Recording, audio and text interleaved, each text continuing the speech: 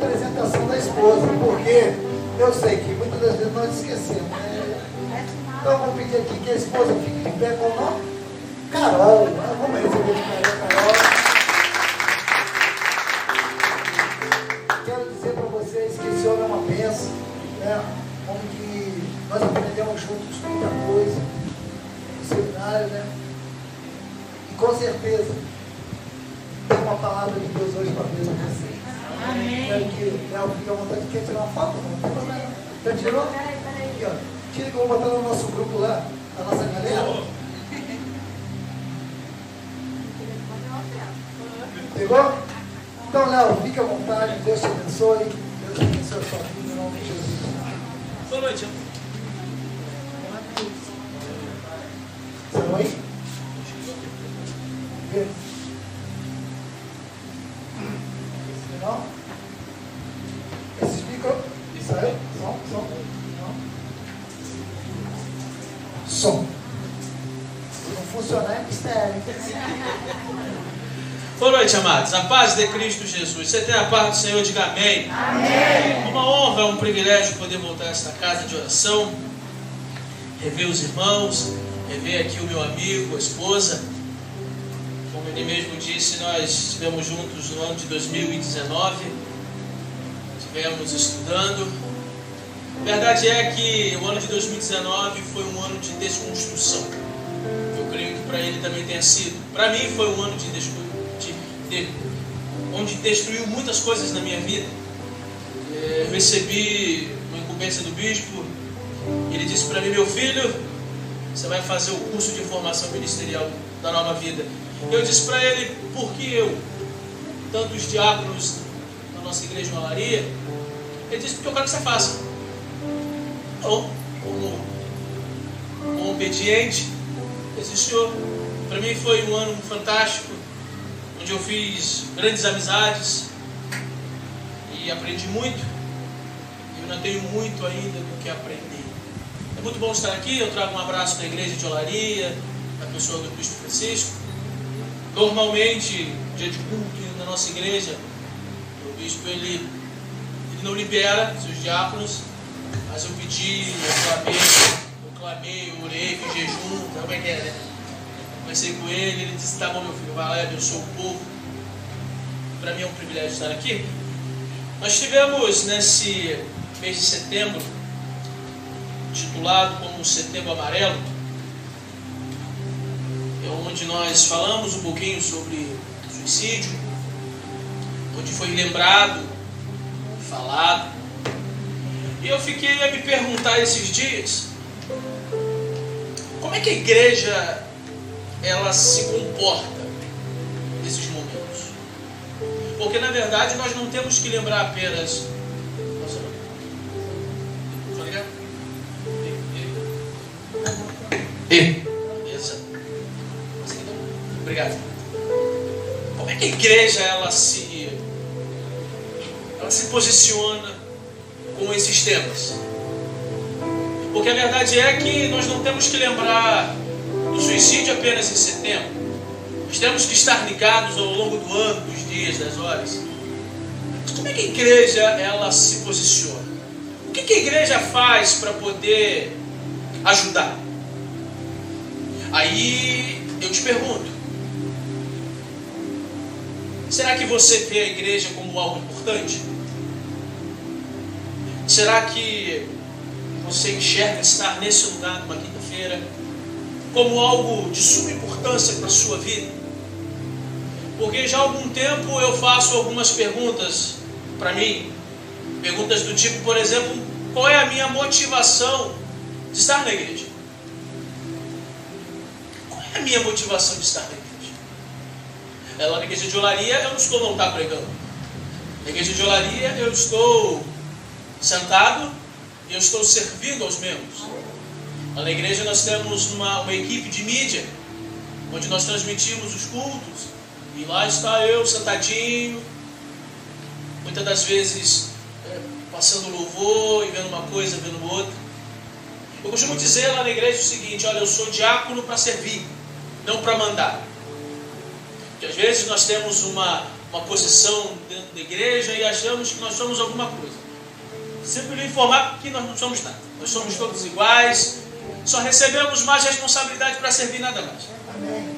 E lá, uma parte que nós trabalhamos de mídia externa e interna, eu coordeno uma equipe de jovens e as pessoas não entendem o porquê de eu estar sentado trabalhando no meio deles. Eu digo que eu estou aqui para servir, eu não sou chefe, eu estou aqui para servir. Porque eu amo a igreja. Da última vez que eu estive aqui, eu falei um pouquinho da minha história. Eu cheguei na igreja de Nova Vida no ano de 2000. Em janeiro de 2000 eu estava entrando pelas portas da igreja de Nova Vida. Com 10 anos de idade eu chegava, eu me apaixonei, me encantei, me batizei, comecei a trabalhar nos ministérios, fui oficial da igreja, conheci minha esposa na igreja, casei, fui ordenado ao diaconato na igreja. Coisa linda. Coisa linda. Estou na igreja já há 21 anos. Detalhe, na mesma igreja. Igreja de Olaria. Costumo brincar dizendo que a antiguidade é posto. Eu digo para a gurizada nova, rapaz, você me respeita. Eu não cheguei ontem aqui. Então, tem uns que gostam de chegar e sentar na janela. Na verdade, eu falo, chega devagar, é assim que funciona. Eu amo a igreja. Eu aprendi a amar a igreja. E eu tenho um outro privilégio. Uau, eu moro do lado da igreja de Olaria. Se eu pular o muro, eu estou dentro da igreja. Coisa boa. Isso é muito bom porque eu consigo ter rapidez, agilidade para poder resolver uma coisa e outra. E é muito bom. Eu digo a alguns amigos mais próximos, olha, não vá na minha casa encher meu saco não, hein? Você me liga. Você me liga. Ou então joga uma pedrinha lá na minha janela que eu vou saber que é da igreja. Pela proximidade. Eu amo estar na igreja. Igreja de Olaria, nós temos culto terça, quinta, domingo pela manhã e à noite. Eu estou nos 4 cultos da igreja. Graças a Deus eu consigo. Tem evento de homens, lá estou eu. Culto de mulheres, pasme, eu estou lá também trabalhando. Tem congresso aqui, congresso ali, nós estamos ali sempre. Eu amo a igreja. Eu amo a igreja parede, templo. Como eu amo igreja, pessoas que nos se reúnem numa quinta-feira como essa para cultuar o Senhor. Só que nós precisamos nos perguntar qual é a nossa motivação de estar aqui. Nós precisamos pensar. Nós vamos começar mais um ano, mais um mês de outubro. E nós vamos precisar pensar qual é a motivação do meu coração de estar aqui. É porque eu estou aqui em cima tocando?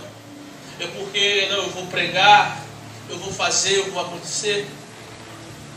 E eu quero pensar nessa noite, porque algumas pessoas vão dizer assim, olha, a igreja não é importante. Eu discordo. Vamos pensar se a igreja de Nova Vida aqui, Bangu Centro, ela não estivesse, não existisse esse tempo. Vamos pensar? Onde o viciado em drogas e em álcool, ele iria encontrar abrigo, refúgio. Se essa igreja não estivesse aqui, onde o homossexual encontraria um lugar para se abrigar, onde o pior dos pecadores iria encontrar apoio para o recomeço da sua vida. Como eu disse, Setembro Amarelo, pois é. Quantas pessoas tiraram a sua vida ao longo desse mês? Ou melhor, quantas pessoas tiraram a sua vida ao longo do ano? E o que a igreja ela fez? O que as igrejas espalhadas pelo Brasil, pelo mundo fizeram? Eu vim aqui nessa noite dizer para você que a igreja ela precisa ser uma cidade de refúgio para essas pessoas. A igreja precisa ser uma cidade de refúgio para qualquer um que necessitar. Amém. Então eu quero pregar essa palavra ao seu coração. Vamos nos colocar de pé. Eu quero ler aqui um texto. Não sei se o meu irmão vai conseguir botar lá. Conseguiu? Deu ruim? Então toca o barco do irmão aí, meu amigo, sem problema algum. Abra sua Bíblia comigo em Números 35. Quero lhe mostrar na Bíblia a ordem que Deus deu. Números 35, a partir do verso 9. Deus ele dá aqui uma ordem a Moisés. Números, capítulo de número 35, versículo a partir do 9. Todos acharam? Amém. Bem, então vamos ler. Eu vou ler aqui na versão que a igreja usa, a Nova Almeida. O Senhor disse ainda a Moisés: fale com os filhos de Israel e diga-lhes: quando passarem o Jordão para entrar na terra de Canaã, escolham para vocês algumas cidades que sirvam de quê mesmo? De refúgio, para que nelas se acolha quem? O homicida que matar alguém involuntariamente. Verso 12. Nessas cidades, o homicida, ele poderá se refugiar do vingador do sangue, para que o homicida não morra antes de ser apresentado diante da congregação para julgamento.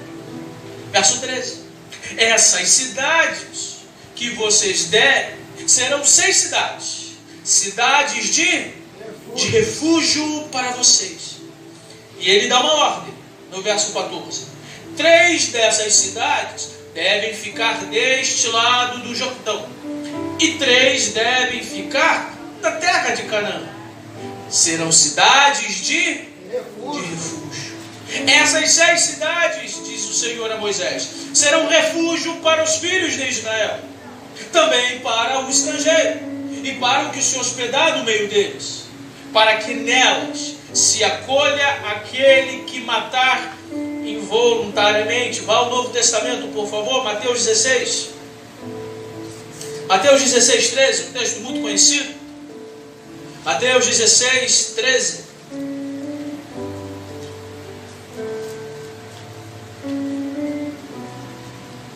Mateus capítulo 16, versículo 13.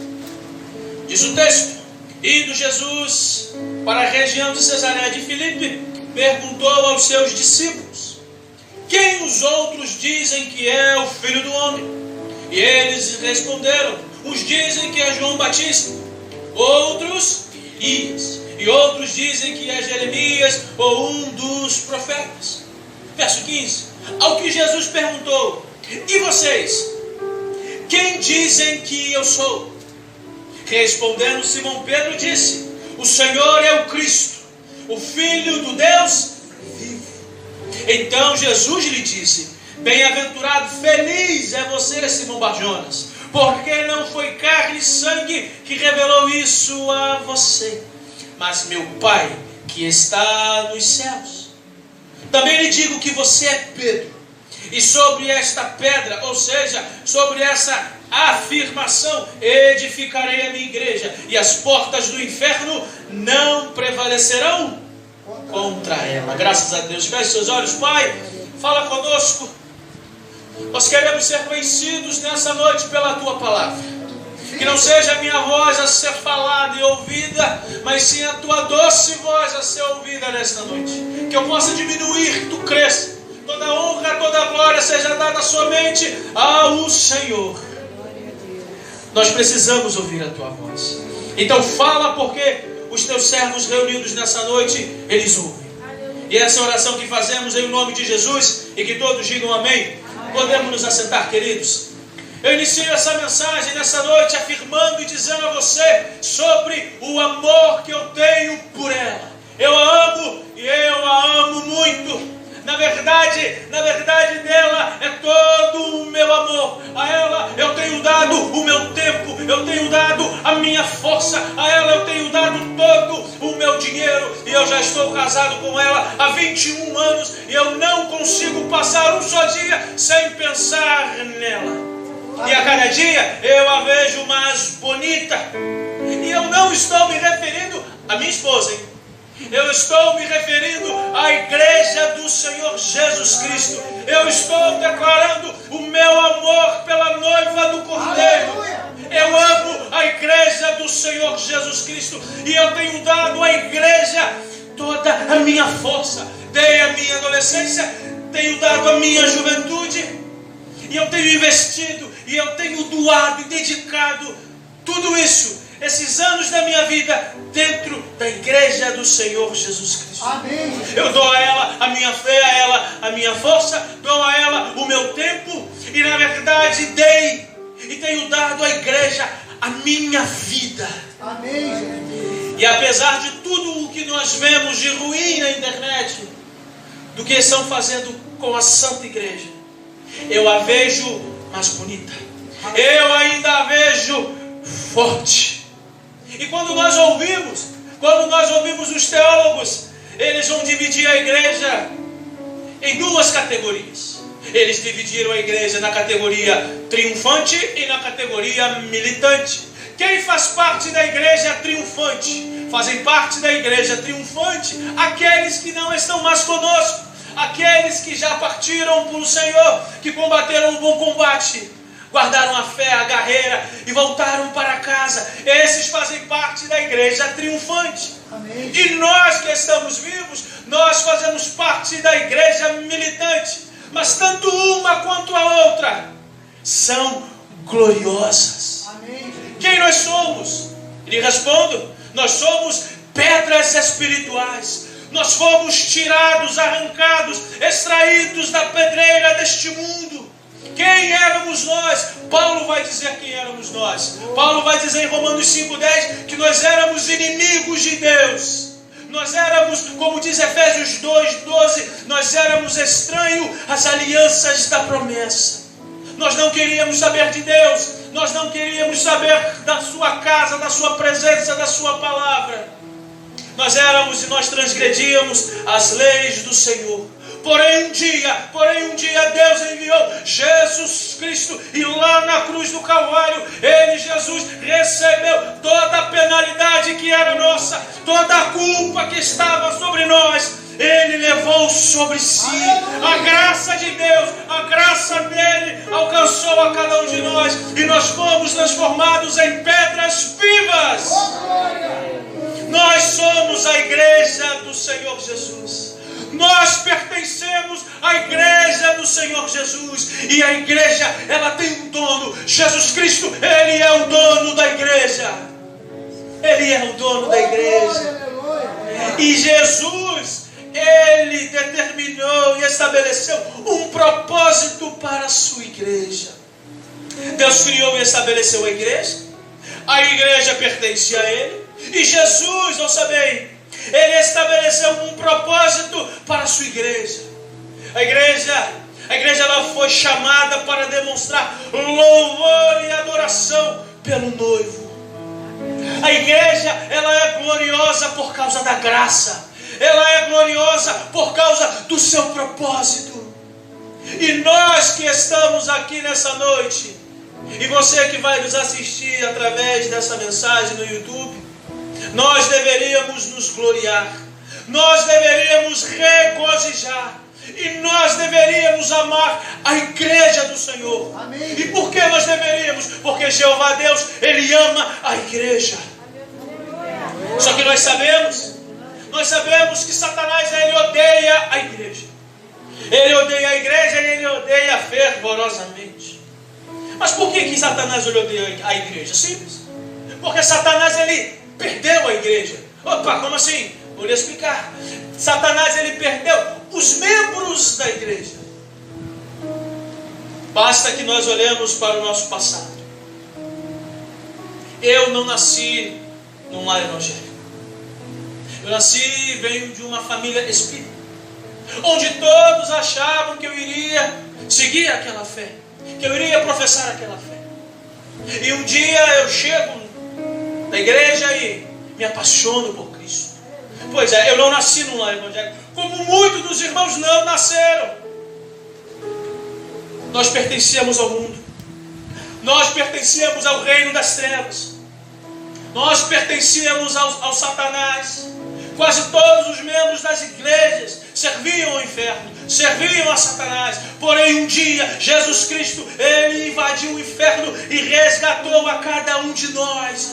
Um dia nós olhamos para Cristo, para o Cristo de Deus, e o que nos impedia de enxergá-lo e ver a sua glória foi arrancado de nós. As boas novas de salvação foram apresentados a nós, e nós viramos as costas para o mundo e nos voltamos para o reino de Deus, e assim fazemos parte do reino de Deus. Diga glória a Deus por isso. Glória a Deus. E a igreja, ela tem um propósito.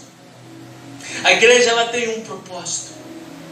E qual seria o propósito da igreja? Para responder essa pergunta, eu preciso voltar com você ao primeiro livro da Bíblia. Porque lá no primeiro livro da Bíblia, no capítulo de número 12, eu encontro Deus chamando um homem. Deus, ele chama um homem. E ele diz para esse homem chamado Abraão: Abraão, o caso é o seguinte: sai da tua terra, da tua parentela, da casa do teu pai e vai para uma terra que eu te mostrarei. Isso está registrado no versículo 1. No verso 2 ele diz para Abraão: Abraão, o caso é o seguinte: de ti eu vou fazer uma grande nação, eu vou te abençoar, eu vou engrandecer o seu nome. Só que no final do verso 2, Deus, ele dá uma ordem para o Abraão. Ele diz: olha, eu vou fazer isso tudo, mas tem algo que você precisa fazer. O verso 2 na parte final diz: seja uma bênção. Você pode dizer mais uma vez? Seja uma bênção. Seja uma bênção. Eu vou fazer isso tudo na tua vida, Abraão, mas tem uma condição: você precisa ser uma bênção onde você for, por onde você passar. Aleluia. E essa mesma ordem nos é dada nos dias de hoje. A igreja, ela foi chamada para ser uma bênção. Nós precisamos ser uma bênção. Amém. E deixa-me lhe dizer isso: quando a igreja se torna uma cidade de refúgio para todos aqueles que precisam, ela se torna uma bênção automaticamente. Amém. Porque quando eu me disponibilizo em me importar com o meu próximo, eu estou sendo bênção na vida do meu próximo. Amém. E o que seria ser uma bênção? Bem, eu diria a você que ser uma bênção é permitir que Deus nos use. Ser bênção é permitir que Deus nos use para fazer o bem, sem olhar a quem. Ser bênção é eu entender, ser bênção é eu entender e compreender que Deus, ele quer me usar. Ponto. Mas me usar para abençoar quem? A qualquer pessoa. Amém. A qualquer pessoa. Ser bênção, eu diria a você que é onde mais dá problema no meio da igreja. Ser bênção é entender que tudo o que Deus nos dá é para compartilharmos. Amém. Tudo o que Deus nos dá é para compartilhar. Amém. Na nossa igreja nós tínhamos um homem, ele morava na rua, viciado. E certo dia ele sumiu. Ninguém sabia mais onde ele estava. Alguns rumores chegaram que ele havia sido assassinado pelo tráfico, e ficou por isso. Um belo dia, há poucos dias, esse homem brota do nada. Minha sogra, quando o viu, bateu no treco: meu Deus, esse não está morto. Aí eu brinquei com ele, eu falei: ressuscitou. Ficou 2 anos preso, cumprindo uma sentença de um homicídio que ele havia cometido. Pois é, ele está solto, está na rua, convertido. Na cadeia ele se converteu. Legal. E ele disse para minha sogra assim: olha, a pior parte agora é voltar para a rua. Porque na rua, as drogas, a bebida, elas são mais fáceis. Eu não quero mais isso. Minha sogra começou a comentar isso comigo, e eu disse: vamos tirá-lo da rua.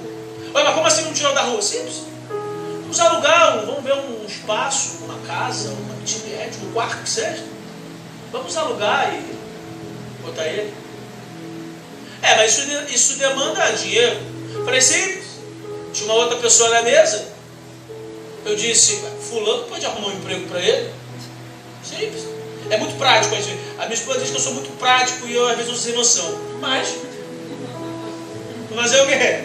É mais ou menos assim. Falei: fulano ali tem uma empresa. Ele pode botar o irmãozinho aí para poder trabalhar com ele. Simples. E vamos ver um local para ele. Eu comecei a procurar no aplicativo e nós achamos um local, valor baixo. uma casinha arrumadinha, jeitosinha, ela tem geladeira, fogão, cama, tudo que ela deixou. Eu disse, simples, tá aí, ó. Aí minha sogra disse, mas tem um problema. Qual? Foi dinheiro. Eu falei, não é um problema, é solução. Vamos ratear esse valor, pronto. Isso aí. Acabou o problema. Não, mas vamos arrumar mais gente. Beleza, vamos arrumar então mais alguns colaboradores para meter a mão no bolso e pagar a conta. Depois que ele começar a trabalhar, ganha o sustento dele, ele caminha. Não sozinho. Vamos continuar auxiliando, mas aí ele consegue se virar um pouquinho sozinho. É muito simples. Quando o irmão chega para você e diz, cara, eu estou passando por um problema. Quase sempre nós temos como resolver o problema. O problema é que a gente não resolve. É verdade. Nós levamos para o pastor. Pastor, a ovelha é sua, resolva. Não. Nós podemos resolver. Nós podemos resolver. É simples. Ô meu irmãozinho, eu estou passando por uma necessidade. Qual a sua necessidade? Eu não tenho o que comer em casa. Simples, vamos no mercado e vamos fazer uma compra. Mas muitas das vezes nós não temos tanto recurso assim. Compartilha. Amém. Você entende? Compartilha. Tudo o que Deus nos dá é para nós compartilhar. É verdade. Eu costumo dizer que minha sogra ela tem uma casa, um quarto missionário na casa dela. Esses dias alguém teve um problema e fugiu do marido. Ela brigou na casa dele. Eu falei, coragem, muita coragem. Mas eu penso que, guardando, lógico, os devidos cuidados, a sua casa não é sua. Não, é minha sim, que está no meu nome. Tá? Mas ela não é sua. Porque para onde você vai, você não vai levar ela. Certo? É para nós compartilharmos. É verdade. Quando você sabe tomar conhecimento do seu irmão no teu comer em casa, sem constrangimento algum, você o chama para almoçar e jantar na tua casa. E se você puder, meu irmão, meta a mão no bolso e faça uma compra para ele, em nome de Jesus. Se o teu irmão não tiver com a conta de luz atrasada, pelo amor de Deus, tem que ser egoísta, mete a mão e paga. Porque muitas das vezes nós temos o dinheiro no bolso e nós não fazemos. Por que nós não fazemos? Porque, desculpa, nós somos egoístas. Nós queremos somente para nós. Mas eu estou aqui afirmando que tudo o que Deus nos dá é para compartilharmos.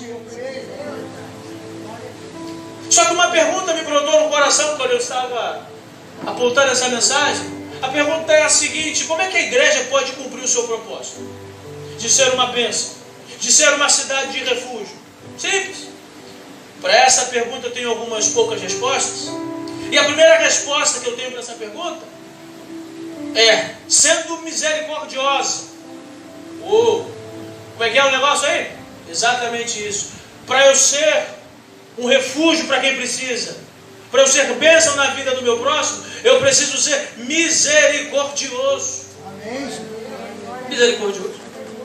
Eu não vou ler o texto para nós ganharmos tempo, mas lá em João 8, João 8 vai contar aquela história daquela mulher adulta que foi pega na cama com um homem que não era seu. E Jesus ele está ali ensinando e falando, e de repente chega um grupo de religiosos. Querido, em nome de Jesus, não seja religioso. Porque quando nós somos religiosos, nós somos cegos. É verdade. Nós somos frios. É verdade. Nós somos calculistas. Nós queremos mandar todo mundo para o inferno. Não seja religioso. Mas um grupo de religiosos foi até Jesus. Jesus disse o seguinte, ó. Essa mulher aqui foi pega na cama com outro homem que não era seu. Na lei Moisés diz que tem que largar o aço dela. Tem que matar. Olha como nós somos, como o religioso. Entenda, ele é satânico. Porque o texto de Levítico vai dizer que é o homem e a mulher que tem que ser apedrejado. E aqui o religioso, maldito, fala assim, ó. Na lei diz que a mulher tem que ser apedrejada. E o Senhor, o que diz? E Jesus está escrevendo no chão. Ô Jesus, como é que é? Isso aqui é uma resposta. E Jesus está escrevendo no chão. Jesus se levanta e diz, bem, aquele que estiver sem pecado, por favor, seja o primeiro a tirar a pedra. O texto vai dizer: acusados pelas suas próprias consciências, eles foram embora, ficando só Jesus e aquela mulher. Legal. E Jesus, quando ele diz, ele volta a escrever no chão. Eu não sei se o pastor já se perguntou, mas eu me pergunto toda vez que eu leio esse texto: o que Jesus escrevia no chão? Uma das nossas aulas lá no CFM, eu acho que foi levantada essa polêmica: o que Jesus escrevia no chão? E nós estávamos de frente para os bispos da denominação, e nem eles ousaram dizer o que Jesus escrevia. Então é um mistério misterioso. Só que certa vez eu vi um filme onde um ateu, ele fazia o papel de Jesus, e ele se perguntava: a crise do filme era essa. Ele ficava: mas peraí, mas aqui no script não diz o que Jesus escrevia. E em dado momento lá do enredo, quando ele foi fazer a peça, ele escreveu no chão. E quando ele sai, mostra, a câmera foca o que ele escreveu. Ele escreveu uma palavra fantástica. O texto não diz, mas do jeito que eu sou meio pancado da cabeça, eu imagino que possa ser. Estava escrito assim: graça. Nós sabemos que graça é favor e vício. O que Jesus fez por aquela mulher? Graça, misericórdia. Amém. Onde é que estão os teus acusadores, querido, querida? Todos foram embora. Eu muito menos vou te condenar. Falso guide, vai, toma vergonha na tua cara, muda a tua vida e não peques mais. É assim. Uma palavra dura, muda de vida. Não peques mais. Amém. Vai em paz. Amém. Aleluia. No ano de 2013, o Papa Francisco, ele fez um discurso lá no Vaticano e ele disse o seguinte: um pouco de misericórdia torna o mundo menos frio e mais justo. Porque quando eu sou misericordioso, eu entendo que eu sou igual a você. Quando eu me coloco numa de acusar, eu me acho mais do que você. É simples isso. Só que a igreja hoje, ela acha que nunca vai cometer o pecado que o irmão cometeu. Bobagem. O ser humano é capaz de tudo. Talvez você não goste de ouvir o que eu vou te falar agora, mas eu vou falar assim mesmo. Fala. Às vezes nós chegamos, por exemplo, dentro de um presídio, e tem lá o cara que estuprou uma menina, uma criança, um assassino que matou uma velha, e nós olhamos e: eu nunca faria isso. Desculpa, faria sim. A nossa natureza pecaminosa, ela pode nos levar a cometer coisas piores do que aquele homem cometeu. Mas nós nos colocamos numa de: eu nunca faria. Mentira. Não fez porque talvez você não teve a oportunidade, ou porque você não teve coragem. É igual o ladrão. O ladrão, ele rouba. Aí você diz assim: eu nunca vou roubar. Será que a gente não rouba porque a gente é santo? Ou porque a gente não tem oportunidade? Nós precisamos ser sinceros nesta noite. Nós precisamos ser sinceros. Porque muitas das vezes nós dizemos que não pecamos, que não faria, mas nós temos aquele nosso pecado de estimação que ninguém conhece, que ninguém sabe, só você e Deus sabe. Aí nós colocamos uma roupa bonita, damos um banho, perfume, e ninguém sabe da lepra que nós temos no nosso corpo, muitas das vezes. Aí nós nos colocamos numa de julgar. Religiosos muitas das vezes nós somos, porque nós julgamos quando nós deveríamos ser misericordiosos. A igreja, ela precisa ter compaixão no olhar. A igreja, ela precisa ter compaixão, porque talvez um dia nós precisaremos dessa compaixão. É verdade. Só que com a mesma medida que nós medimos, nós vamos ser medidos. Nós precisamos praticar a compaixão. Nós precisamos proteger o faltoso. E entenda bem, é proteger o faltoso, não é encobrir o pecado do faltoso. Porque às vezes a igreja confunde. Não, eu vou proteger você. Tá. Mas você esconde um pecado e não trata o pecado, e entenda, e não disciplina em amor o pecador. A igreja hoje, ela confundiu a estação. A igreja hoje, ela perdeu a mão.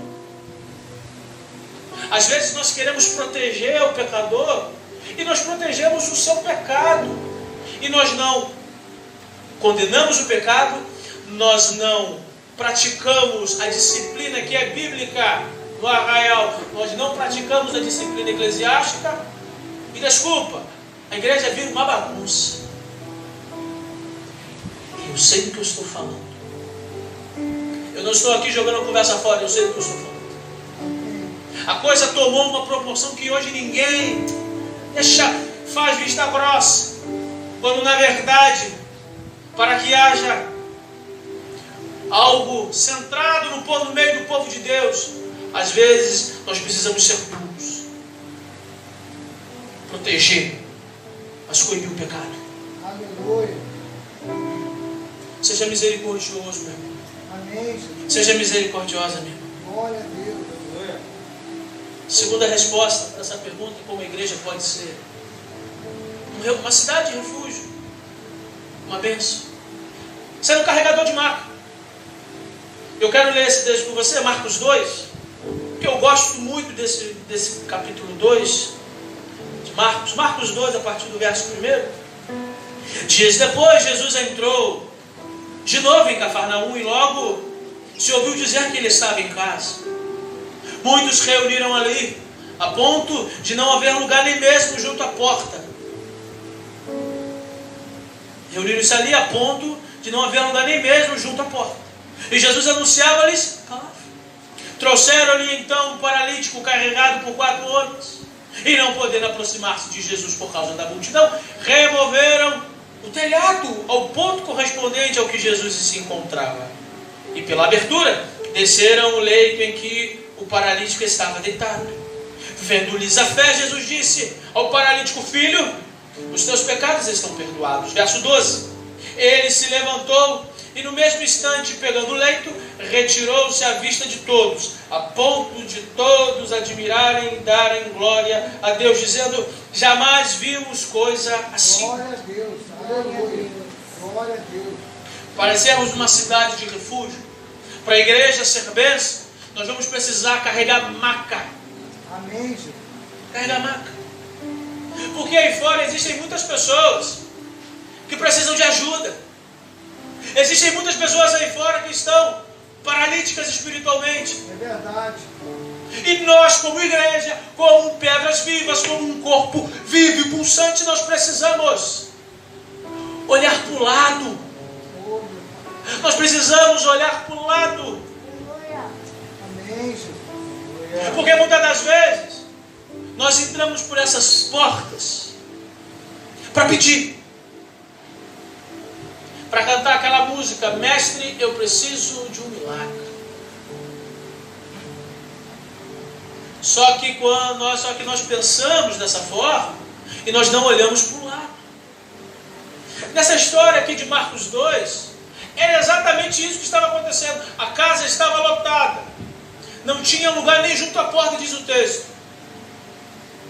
E eles não estavam preocupados com ninguém que poderia entrar. Aquele velho ditado: farinha pouca, meu pirão primeiro. Só que no nosso meio isso não pode existir. Amém. Verdade. Não pode existir esse pensamento no nosso meio. Porque o verso 4 na parte A diz assim: e não podendo aproximar-se de Jesus por causa da multidão. As pessoas estavam preocupadas consigo. E aquele homem paralítico estava lá do lado de fora querendo entrar. E não conseguiu, porque as pessoas estavam tomadas pelo egoísmo. E o que aqueles 4 homens, 4 amigos se fizeram? Não vai pela porta, vai descer pelo telhado. E ponto final, e desceu. Eu fico pensando, quem era aquele paralítico? Será que aquele paralítico ele tinha mulher? Uma esposa? Será que ele tinha filhos? Será que ele tinha uma empresa? Ele trabalhava por conta própria ou ele trabalhava para alguém? Vamos pensar, vamos imaginar que esse homem não nasceu paralítico, mas ao longo dos anos ele contraiu uma doença e perdeu o movimento. Vamos pensar que aquele homem fosse casar. Bem, não preciso estudar medicina para saber que um paralítico ele perde as suas funções sexuais. Aquele homem não tinha intimidade com a sua esposa. Ele não podia levar os filhos na escola. Consequentemente, ele não podia trabalhar, sustentar a sua família. Vamos imaginar apenas, 3 pontinhos, mas vamos pensar. Aquele homem estava numa situação muito complicada. Quem eram aqueles 4 amigos? Talvez vizinhos, parentes, não sei. Vamos pensar que fossem amigos. Amigos que sustentassem financeiramente aquele homem, o ajudassem. E eles ouvem falar de Jesus. Rapaz, tu não sabe da maior, Jesus está aqui em Cafarnaum. Oh, legal. Cara, ele pode curar você. Pode. O coração talvez daquele homem tivesse enchido de fé e esperança. Só que uma dúvida talvez pudesse ter pairado no coração dele. Mas como é que eu vou até ele? Jesus ele não vai vir aqui, Jesus é um homem muito ocupado. E aqueles homens talvez pudessem ter dito para ele: olha amigo, ele não vem até você, mas você vai até ele. Mas como que eu vou? Eu sou paralítico. Você vai com as nossas pernas. Amém. Há muita gente aí fora que não está andando, e você pode trazê-las aqui, entenda? Com as suas pernas espirituais. Aleluia. Você pode. Há muita gente aí fora tirando a vida, sem saber o que fazer, porque a verdade, o suicida, ele não quer se matar, ele quer terminar com o tormento e o sofrimento dele, mas ele não vê outra saída. E o que ele faz? Ele dá cabo da sua vida. Mas nós temos a palavra de vida. Nós temos a palavra de vida. E nós podemos dizer, chegar, falar e trazer. E trazer. E aquele homem foi carregado pelos amigos. Show de bola. E eles chegam lá e eles poderiam ter dito para aquele homem: olha amigo, nós viemos até aqui. Não dá para entrar, você está vendo? A nossa parte nós fizemos. Eles foram a mais, eles foram além. Meu amigo, se tu não entra pela porta, tu vai entrar pelo telhado. Você sai daqui andando. Aleluia. Por quê? O texto diz que aquele homem ele foi curado não pela sua fé, mas pela fé dos amigos. Oh, maravilha. Você entende o mistério? Amém. Entenda o que o Espírito quer dizer a você nessa noite. Através de você, pessoas lá fora podem ser curadas, libertas, transformadas. Mas é através de você, de mim, de nós. Quando nós vestimos a camisa com a hashtag Cidade Refúgio, ser bênção, ser igreja, amigo, não tem tempo ruim. Verdade. Não pode haver tempo ruim para a igreja. Verdade. Nós não viemos aqui para passar o tempo. Isso aqui não é um clube. É verdade. Isso aqui é igreja. Oh, glória. Uma igreja viva, Amém. que faz a diferença onde está. Oh, glória. E você, igreja, pedra viva, Oh, aleluia. você pode ir lá na sua casa ser igreja, fazendo a diferença. Parando de ser chato, reclamão com o vizinho. E ore por ele. Ore por ele. Porque muitas vezes nós somos chatos. O vizinho às vezes quer ouvir lá um pagode até um pouquinho mais tarde. E tu reclama da porcaria do som alto. É chato mesmo. O que você faz essa hora? Senhor, queima a caixa de som. Pronto. Pronto. Aí você vai lá e se dispõe, não sei o que, briga, discute, dá mau testemunho. A pessoa diz assim: por que você crente com esse cara não destemperado, sequelado, louco? nós temos uma ferramenta que nós podemos usar, que é a oração. Aleluia. É verdade. Senhor, em nome de Jesus, queima esse computador, está muito alto. Parou de funcionar. O que houve, gente? Não, está na hora de acabar, gente. Acabou. E você passa o dia seguinte: bom dia, vizinha, paz do Senhor Jesus.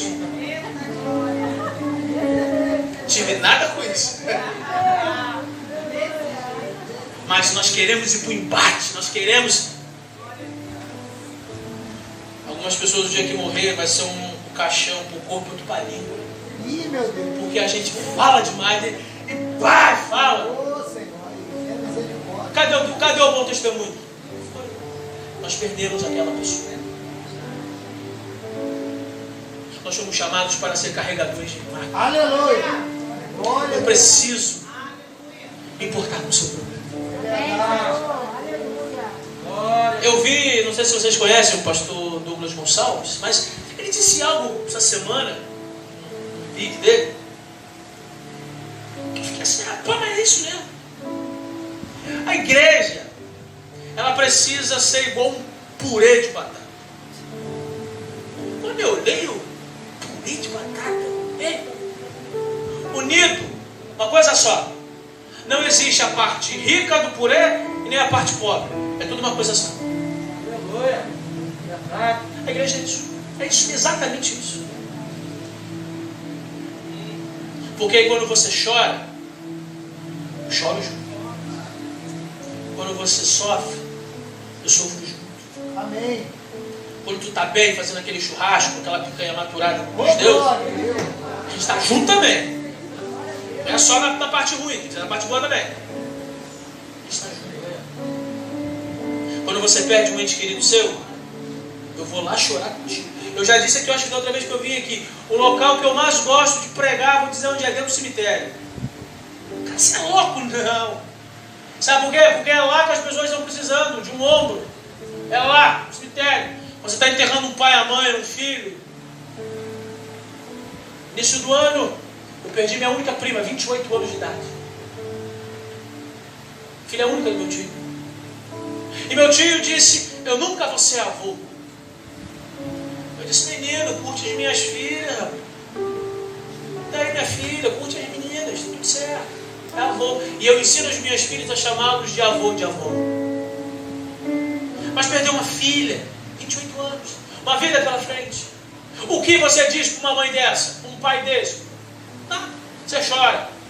É isso aí. E lá na hora, meu tio disse: você pode falar alguma coisa? Eu falei: tio, eu vou falar o quê? Nada que eu fale vai acalentar o coração, o seu coração e o coração de ninguém aqui. Mas lá fui eu dizer, eu fui falar sobre a brevidade da vida. A Bíblia vai dizer que a vida é como uma neblina. E eu comecei a falar sobre decisões erradas. Porque muitas das vezes nós ficamos de briguinhas, de picuinhas, e não falo com um, não falo com o outro, não cai de nada. E dentro da igreja é a mesma coisa. Essa briga teológica que nós vivemos no nosso meio. Porque um é milenista, o outro é pós-milenista, o outro é não sei o quê. Caraca, meu irmão. Um é calvinista, o outro é arminiano. Ah, e daí? Não tem ido pro meu céu? Pô. Certa vez eu estava numa discussão desnecessária dessa, e eu sou estraga prazer mesmo, que eu nem sabia. E estavam falando e tal. E aí, Diácono, o que você é? Eu sou flamenguista. Pronto. Acabei com a brincadeira deles. Pronto. E graças a Deus eu sou flamenguista. Glória a Deus por isso. Então assim, eu acabei com a brincadeira deles. Falei: gente, a gente perde tempo com essa bobagem. Isso está na Bíblia. Eu costumo dizer o seguinte, eu aprendi isso com o bispo. O calvinismo e o arminiano são a estrada férrea que o evangelho passa. Existe a predestinação e a eleição? Sim. Existe o livre-arbítrio? Sim. E não é para a gente ficar brigando, saindo no tapa dentro da igreja por causa disso. Você sabe quem é o predestinado à salvação? Nem eu. Quem sabe? Deus o sabe. Então cabe a mim pregar e falar do amor, da graça e da bondade. Acabou. Lá em cima a gente vê quem subiu. Pronto. Mas nós ficamos nessa guerra teológica e nós dividimos. Quando na verdade a igreja foi chamada para ser um. É verdade. Aí nós perdemos tempo com essas bobagens. E o nosso irmão está morrendo de fome do nosso lado. E nós não vemos. Meu Deus. Sejamos carregadores de maca. Sejamos carregadores de maca. E a terceira resposta e última.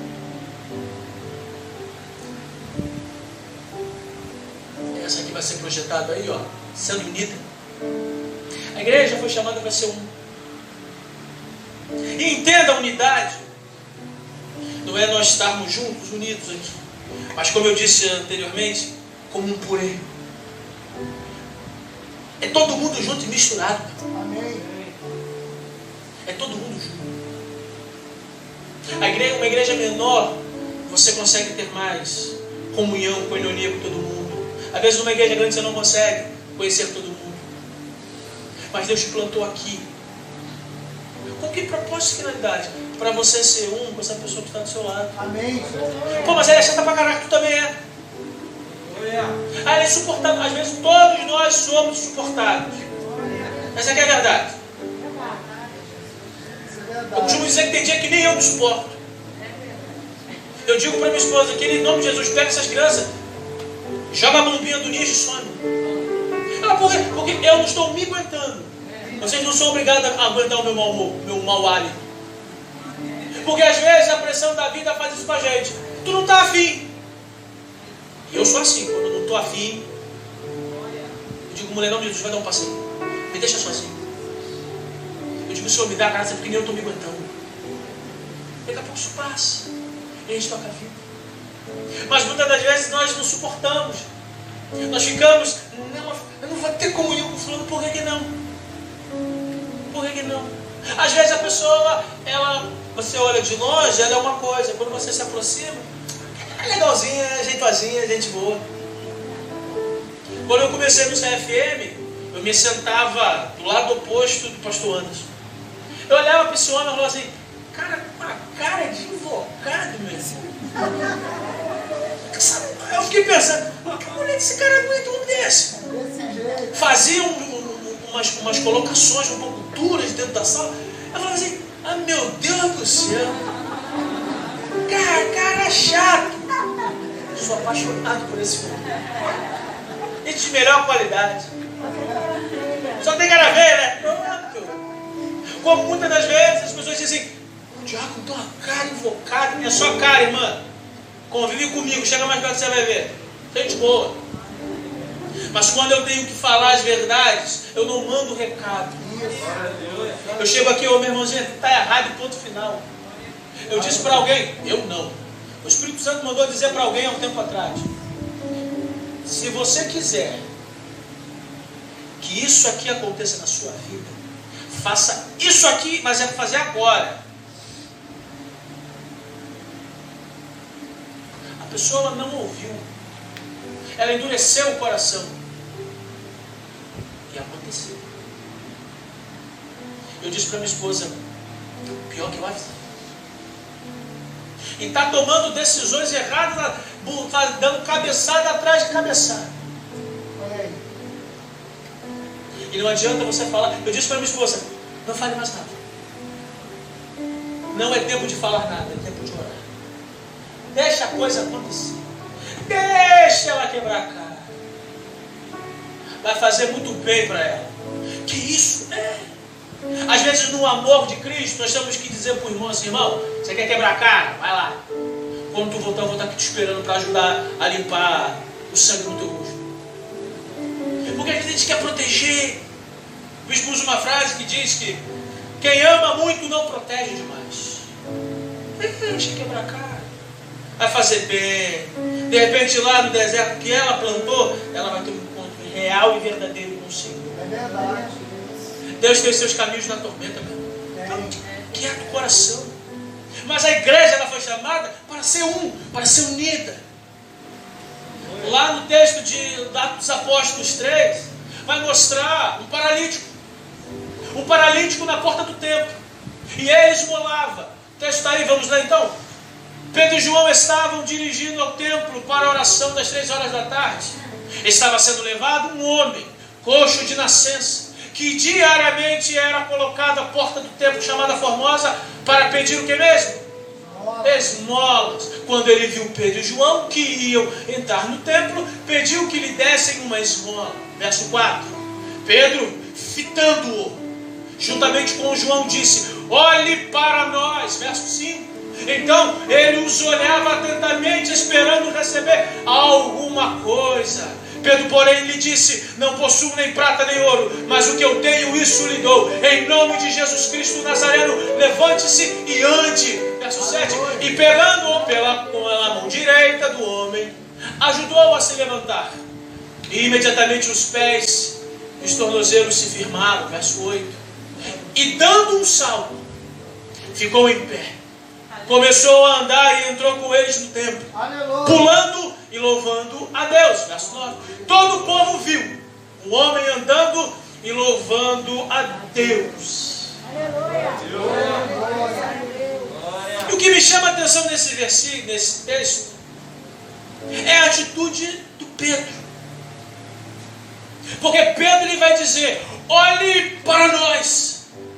Mas engraçado, foi o mesmo Pedro que, período antes, quando Jesus ele serviu a ceia, e aí Jesus disse: olha, hoje vocês vão se escandalizar comigo. E Pedro deu um salto e diz: é ruim, hein? Comigo não, violão. Esses seus discípulos, essa ralé que anda com o senhor, pode até se escandalizar. Eu não, eu sou Pedro Pedra. Jesus dizia que você é bobo, Pedro. Antes que o galo cante, você vai me negar. Jamais farei isso. Estou pronto para morrer com o Senhor. Se arrebentou todo. E depois disso, deixa, ele chorou amargamente. Agora, cheio do Espírito Santo, ele entendeu que não é sozinho que faz as coisas, é na unidade que se faz as coisas. Ele disse: olha para nós. Porque o texto vai dizer, Lucas escreve esse texto dizendo que ele e João estavam indo juntos ao templo. Eles estavam em unidade, em coinonia, em um só espírito, numa só fé. Glória. E ele diz: olha para nós. Aleluia. E através desse ato da unidade, aquele homem foi liberto, foi curado. Meu irmão, minha irmã, você precisa ser um. Você precisa entender e compreender o poder da unidade. Aleluia. Você precisa entender o valor da unidade. Não existe eu, igreja. Existe igreja. Você sozinho não é igreja. Você sozinho não é igreja. Você é templo do Espírito Santo. Ponto final. Mas quando você se une com essa pessoa que está do seu lado, vocês são a igreja. Amém. Nós somos a igreja quando nos reunimos. Nós precisamos da igreja. Nós precisamos congregar. Quando você ouvir alguém lá fora dizer: aí a igreja não é importante, você repreenda esse nome de Jesus. É sim. Você precisa estar aqui dentro ouvindo a palavra que vem do altar, se alimentando. Eu achei fantástico da primeira vez que estive aqui. Momento aqui do louvor. E eu olhei para trás e eu vi vários irmãos saindo do seu lugar e orando um pelo outro. Sem precisar pedir. Sem o pastor precisar abrir a boca para pedir nada. Essa espontaneidade do Espírito que precisa estar em nós. Amém. Glória a Deus. Há o poder na unidade.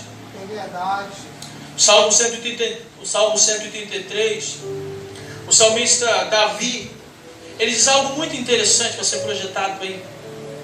Ó quão bom como é bom e agradável viverem unidos. Quem? É como o óleo precioso sobre a cabeça, o qual desce pela barba, a barba de Arão, e desce para a orla de suas vestes. Olha o verso 3. É como o orvalho do Hermon, que desce sobre os montes de Sião, Final do verso 3. Ali, o Senhor ordena a sua bênção. E não só a bênção, como a vida para sempre. Onde que Deus, Ele derrama e Ele ordena a bênção e a vida? Na unidade. Amém. É na unidade. Você precisa sair daqui nessa noite entendendo a unidade. Você precisa ser um com o seu irmão. Amém, Jesus. Essa igreja precisa ser só coisa. Aleluia. Glória a Deus. Porque Deus vai ordenar a bênção. Amém, E Jesus. não só a bênção, mas a vida. Oh, glória. A vida. Aleluia. Aleluia. Glória a Deus. Aleluia. Eu creio, Jesus. Aleluia. Nós precisamos ser. Eu estava esses dias vendo as fotos da igreja, fazendo um trabalho na rua, Setembro Amarelo. Por que a igreja fez isso? Porque como bem pregou aqui a irmã, a esposa do pastor aqui, porque vidas importam. Vidas importam. É verdade. Eu separei um pequeno vídeo, que eu acho que resume bastante tudo aquilo que eu me esforcei para falar aqui nessa noite. Um vídeo fantástico, que me abençoa todas as vezes que eu assisto. E onde mostra a igreja em movimento, a igreja que não para, que não está presa nas quatro paredes. Aleluia. Está no ponto aí, meu? Só soltar.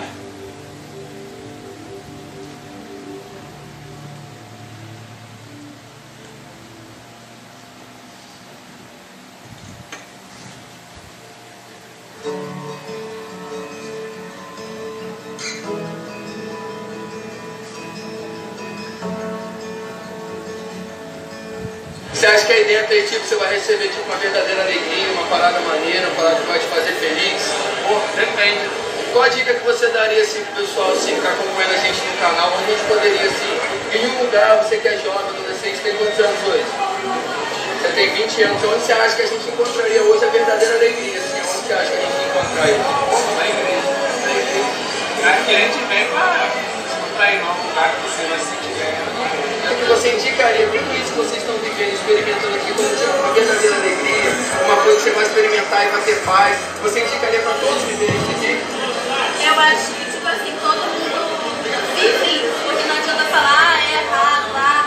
Não, todo mundo vive isso, mas é coisa que passa. Vou até contar isso, eu só contei pra minha mãe, da igreja, no ano passado. E aí, na oração, o pastor pediu pra ajoelhar. E eu ajoelhei, só que eu senti muita dor no meu pé. E eu pedi pra Deus que ele tirou essa dor. E nisso Deus me tocou, eu comecei a chorar muito, chorar muito. Aí eu falei assim, eu gosto de Deus. Pai, me adotou teu amor. Você acha que hoje, tipo assim, esse jovem adolescente encontra tipo, uma verdadeira felicidade? Aí dentro tem uma verdadeira felicidade para dar para eles? Eu acho que só um momento de diversão. Porque felicidade é diferente. E você indicaria, você acha, você consegue entender hoje, discernir um lugar que você possa encontrar hoje uma verdadeira felicidade? Na casa de Deus, na igreja. Não tem felicidade maior que você está dentro de uma igreja, na casa do Senhor, buscando o Senhor. Porque festa do mundo é mundano, é prazeres momentâneos.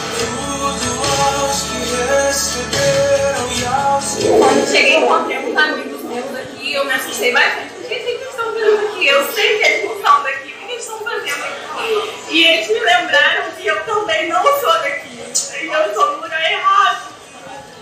Meus pais são pastores, eu fui criada na igreja, mas por motivos da vida eu acabei me afastando, porque eu sempre fui muito fechada, eu nunca tive muitos amigos, meus pais me proibiram de muitas coisas, então quando eu tive uma ponta de liberdade, eu quis descobrir, entendeu? Que eu podia fazer, o que eu podia conhecer, e é muito difícil de você voltar, é muito difícil de você sair. Porque as pessoas da igreja, elas te julgam, elas não te ajudam. A maioria, né, elas não te acolhem, elas sempre te apontam. A filha do pastor não está em pecado. Mas eu sei que Deus tem me chamado para o meu filho, tem me chamado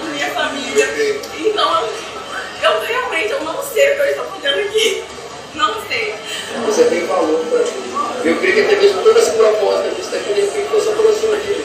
Na verdade, hoje você descobriu o que você está fazendo aqui. Você sabe o caminho de lá, você sabe o caminho de cá. Na verdade, Deus está fazendo só uma decisão sua. Então, pelo nome de Jesus, você toma essa decisão de você voltar, independente do que as pessoas vão olhar e vão dizer de você. Você não tem que focar nisso, você tem que pensar no que ele pensa de você. Sabe o que ele pensa de você? Você é minha filha e eu te amo. Se preciso for, eu morreria de novo só por você.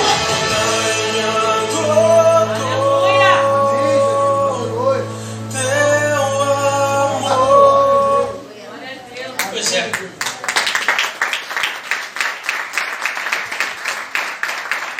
A igreja foi chamada para isso. Para ir lá fora e amar. Amém, Jesus. Você viu a menina falando, filha de pastor? As pessoas falam, as pessoas apontam, as pessoas não têm misericórdia, não tem freio para poder falar e não quer nem saber se machucou, não. Existem muitos locais que não cumprem.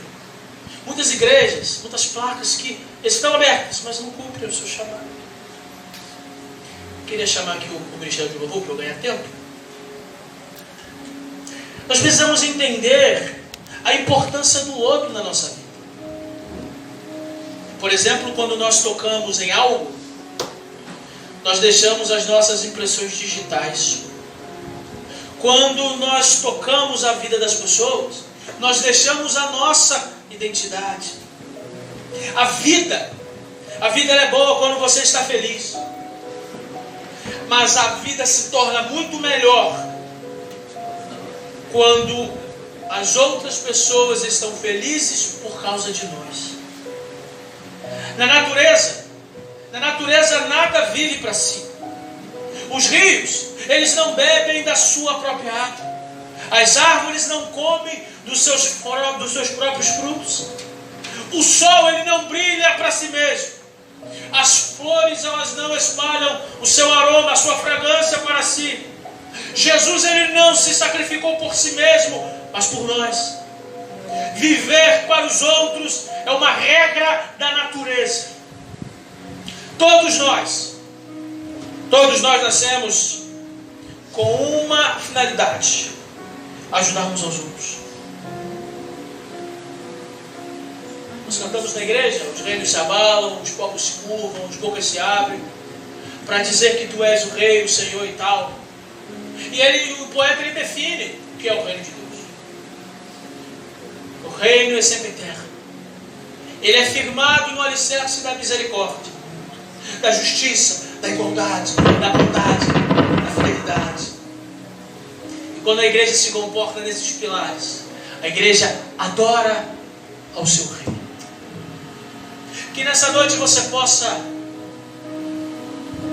pedir ao Espírito Santo que continue a falar ao seu coração, muito mais daquilo que eu me esforcei aqui em dizer com as palavras.